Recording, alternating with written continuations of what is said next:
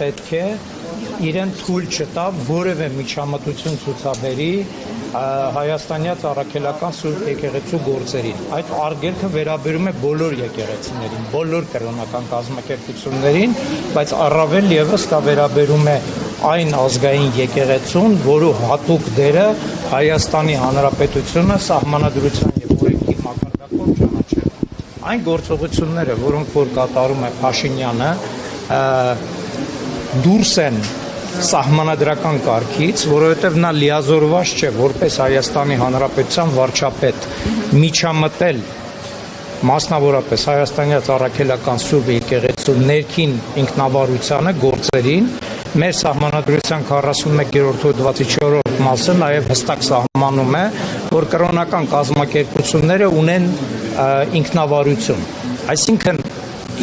բոլոր այն հարցերում, որոնք վերաբերում են հայաստանյաց առաքելական Սուրբ եկեղեցու ներքին գործերին, իսկ դրա մեջ առաջին հերթին մտնում է նվիրապետությունը, եկեղեցու սպասավորների եւ պաշտոնատար անձանց նշանակման, ազատման եւ այլն կարգը, այդ բոլոր հարցերը դուրս են պետական որևէ մարմնի հայեցողությունից։ Իսկ պետական մարմինները, ըստ մեր սահմանադրության 6-րդ հոդվածի առաջին մասի, իրավունք ունեն կատարելու միայն այնպիսի գործողություններ, որոնց համար իրենք լիազորված են սահմանադրությամբ եւ օրենքներով։ Ուստի այստեղ որևէ կասկած չկա, որ Փաշինյանը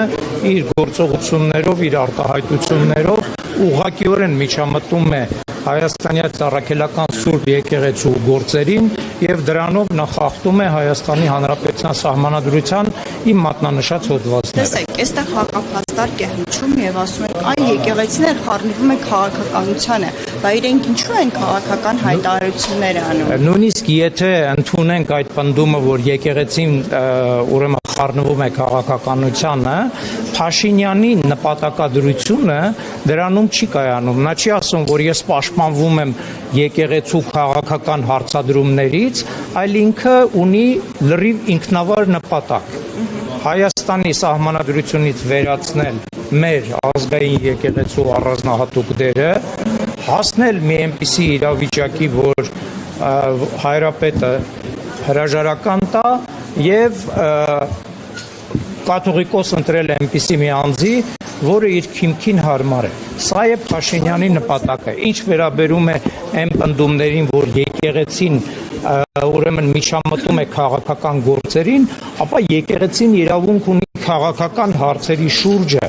հատկապես երբ որ դրանք վերաբերում են մեր ազգային պետականության գոյությանը,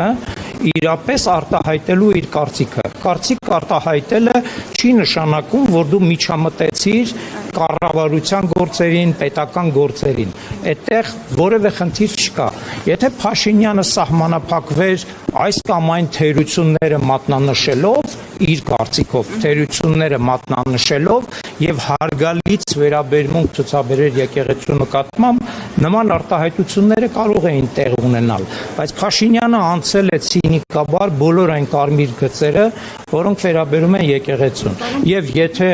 մենք լսում ենք Փաշինյանի խոսույթը եւ Փաշազադեի խոսույթը, դրանք իրարից չեն տարբերվում։ Հետևությունները ինքները կարճ բանել հարցնեի, որ դուք շատ կարճ։ Հիմնավորումը էսա, որ փաթեթավորում, ասում եմ, մենք հարցը բարձրացնում ենք որպես հայ առաքելական եկեղեցու հետևորդ, բայց ինքը գործում է որպես վարչապետ։ Ինքը գործում է որպես վարչապետ,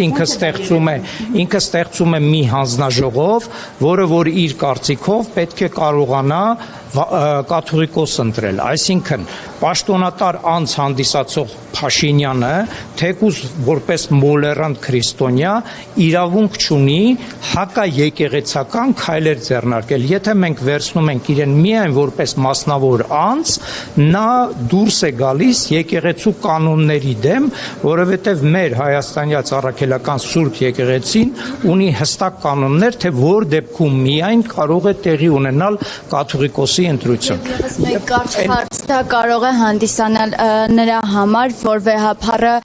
միջազգային հանրությանը, միջազգային բեմերում ներկայացրել էր արցախցիների պաշտպանության մասին։ Միանշանակ, քանի որ մեր եկեղեցին, մեր հանրային իշխանության մարմինների, մեր ազգային ինքնությունը պահպանելու հարցերում չգոյությամբ պայմանավորված Կաթողիկոսը կատարել է նման հայտարարություններ եւ Արցախահայության իրավունքների պաշտպանության մեջ ինչ որ կրիմինալ մանգալ կարող է լինել միայն Փաշինյանի հիվանդ ուղեղում երևակայության